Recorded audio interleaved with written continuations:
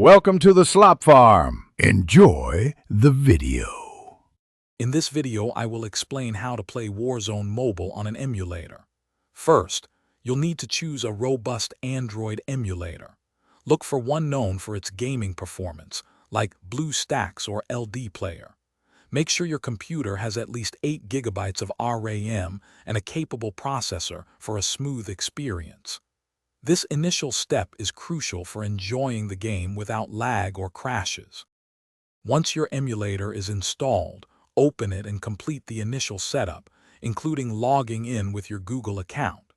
This allows access to the Google Play Store. Next, navigate to the Play Store within the emulator, search for Warzone Mobile, and proceed with the installation.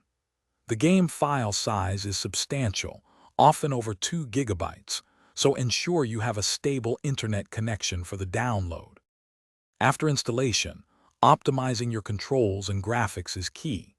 Use the emulator's built-in key mapping feature to assign keyboard and mouse actions to in-game controls. This offers far greater precision than touch controls. Experiment with graphics settings, perhaps starting with medium quality, to find a balance between visual fidelity and smooth frame rates.